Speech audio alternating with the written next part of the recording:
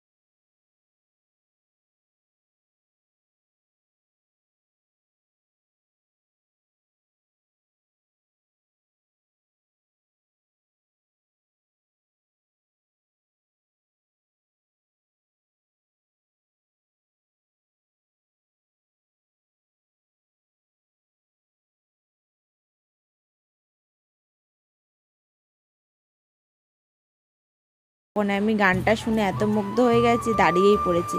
কিন্তু ভাগ্যবশত কী বলো তো, গানটা তোমাদের শোনাতে পারবো না। গানটা যদি দিই তাহলে আবার কপিরাইট আসলে আরেক অসুবিধা। তো ওই জন্য আর গানটা শোনালাম না। চলো তোমরা ভিডিওটা দেখতে থাকো, তোমাদের সাথে আবার পরে কথা হচ্ছে।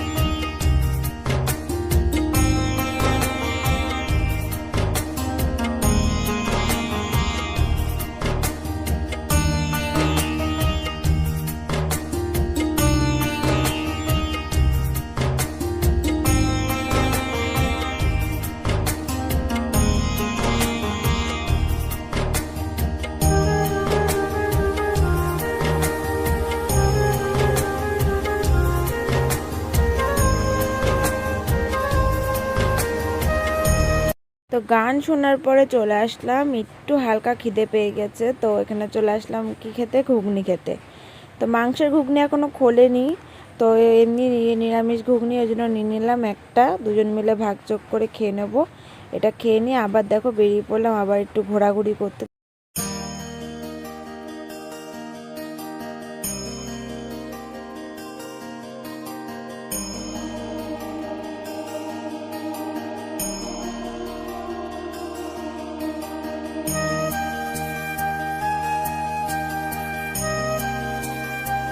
ওদিকে 15 টাকা ঘুগনি খেয়েছিলাম, আর রয়েছে আমাদের কাছে তাহলে ক টাকা, 7 টাকা। তো এই দেখো পাঁপড় নিয়ে নিলাম একটা, এটা হলো 6 টাকা নিয়েছে, আর 1 টাকা ফিরলো। এটাই এখন সম্বল, এই 1 টাকাটাই, এই 1 টাকাটা খরচা করবো না, এই 1 টাকাটা নিয়ে বাড়ি চলে যাবো। তো পাঁপড় খেয়ে নেবো দুজনে মিলে, এতেই হয়ে গেল। আবার কি বলো, তাহলে ভাবো 22 টাকা দিয়ে আমরা সারা মেলা ঘুরে আবার টাকা ফিরিয়ে নিয়েও বাড়ি যাচ্ছি। তো এখানেই দাঁড়িয়ে দাঁড়িয়ে পাঁপড়টা খেয়ে নেবো, তারপরে আর কি বাড়ির দিকে রওনা দেবো। এখানে পাঁপড় খেতে খেতে চারিপাশটাও দেখছি, কারণ দোকানপাট মাত্র খুলছে। তোমরা তো দেখলে যে অনেক দোকানপাট বন্ধই রয়েছে, খোলাই হয়নি। আর কোটো দোকানপাট খোলা হয়েছে, গোছাচ্ছে আর কি, সব সাজাচ্ছে। কারণ এখনও তো 2 দিন আছে ওদের হাতে টাইম। বুধবারে তো তোমাদের তো বললাম 2 দিনও না, ঠিক 1.5 দিন, কারণ বুধবারে রাতের থেকেই মেলা শুরু হয়ে যাবে। তারপরে খাওয়া দাওয়া করে বাড়ির দিকে চলে এসেছি। আর বাড়িতে এসেই আমি জামা কাপড় ছেড়ে নিয়ে সব জামা কাপড়গুলো আগে পাখার তলায় রেখে দিয়েছিলাম, কারণ ঘাম হয়নি ঠিকই, গরম নেই অতটা, কারণ বাইরের ওয়েদারটা ঠান্ডা ঠান্ডাই রয়েছে রাত্রেবেলা, কারণ হাওয়া দিচ্ছে তো ওই জন্য। তাও ভাবলাম যে সবগুলো একটুখানি হাওয়াতে দিয়ে তারপরে আর কি তুলে রাখবো আবার শোকেসে, কারণ এসেই যদি ওই জামা কাপড়গুলো আবার ভাঁজ করে তুলে রাখতাম তাহলে একটা ঘামের একটা গন্ধ ভাবসা হয়ে যায় না বলো। আর তার মধ্যে ন্যাপথলি নিয়ে আসতে হবে, দেখি বুধবারে আর কি, আজকে গিয়েছিলাম একদম মনে ছিল না, কিন্তু বুধবার যদি যাই মেলাতে, বুধবার হোক আর যেদিনই হোক, মেলায় গেলেই আবার ন্যাপথলি কিনে নিয়ে আসতে হবে, কারণ শোকেসে ন্যাপথলি না দিলে জামা কাপড়গুলো কেমন গন্ধ করে। আর ন্যাপথলির গন্ধটা আমার খুবই ভালো লাগে। আর এদিকে দেখো জামা কাপড়গুলো ভালো করে এখন ভাঁজ করে নিচ্ছি, পাখার তলায় রেখেছিলাম, এখন মানে তোমার দাদাভাই রাখিগুলো গোছাচ্ছে, আমিও রাখি করছিলাম, এসে জামা কাপড় ছেড়ে রাখি নিয়ে বসেছি। আর মা দেখি যে ভাত করে ফেলেছে, এসে দেখি তো আমি আর ভাত খাবো না, আমার শরীরটা একদমই ভালো নেই, মানে ভালো নেই বলতে আমি কিচ্ছু খেতে পাচ্ছি না, আর না খেয়ে খেয়ে শরীরটা প্রচণ্ড পরিমাণে দুর্বল হয়ে গেছে। মা আমাকে জিজ্ঞাসা করে যে তুমি বলো কি খাবা, আমি সেটাই তোমাকে করে দেবো রান্না, কিন্তু ভাত খেতে হবে, কারণ আমি ভাবি যে পেটের মধ্যে একজন রয়েছে বলো, তো সেইটার জন্যই আর কি একটু একটু করে জোর করে খাওয়ার চেষ্টা করি, কিন্তু বিশ্বাস করো মুখে একটুখানিকও স্বাদ নেই, কিচ্ছু নেই, খেতেই ইচ্ছা করছে না। আর শরীর দুর্বল হলেও কিন্তু কাজ করতে হয়, কারণ কত করবে বলো, মা যতটা পারি চেষ্টা করি। সকাল থেকে কিন্তু শরীরটা প্রচণ্ড খারাপ, আজকে থেকে না, কালকে সকাল থেকে শরীরটা প্রচণ্ড খারাপ, কিন্তু তাও কি রেস্ট নিয়েছি শুয়ে বসে, তাও কিন্তু না, কারণ মা সব হাতে একা একা করবে, সেটাও কিন্তু নিজের কাছে খারাপ লাগে। যতটা পারি ততটা এগিয়ে দেওয়ার চেষ্টা করি, আর যখন শরীরে একদমই দেয় না তখন শুয়ে থাকি। কি করব বলো, শরীর এত খারাপ হয়ে গেল হঠাৎ করে। খাওয়ার কিন্তু এত অসুবিধা আমার ছিল না, আমি সবই খেতে পাচ্ছিলাম, কিন্তু এখন দেখছি আবার ওই একই অসুবিধা আবার হয়ে উঠছে। কি জানি কি করব, দেখি আবার ডাক্তারের কাছে যেতে হবে, আবার জানাতে হবে যে আমি আবার খেতে পাচ্ছি না, শরীরটা খারাপ করছে, তারপর দেখি ডাক্তারে কি বলে। তো বাধ্য হয়ে এখন রাতে তো কিছু না কিছু তো খেতেই হবে। দুপুরবেলা খেয়েছি কটা ভাত, যে কটা ভাত নিয়েছি তার থেকেও কিন্তু দাদা ভাইকে আবার পরে তুলে দিয়ে তারপরে আমি খেয়েছি অল্প কটা ভাত। আর এদিকে খেতেই হবে জোর জোর করে। তোমার দাদা ভাই দেখো এখন দুধ নিয়েছে, কটা বিস্কুট নিল, ওর মধ্যে মুড়ি নিয়ে ভালো করে বলছে কি এইটাই খাও, ভাত খেতে হবে না, ভাত মাছ সব দেখো পাশে ঢেকে রেখে গেছে মা, যে পরে খিদে পেলে খেয়ে নেবে, কিন্তু আমার তো খেতে ইচ্ছা করছে না। তারপরে এই দুধ মুড়িটাই খেলাম, না খেয়ে কি করবো বলো, খেতে তো হবে, পেটে তো কিছু দিতে হবে।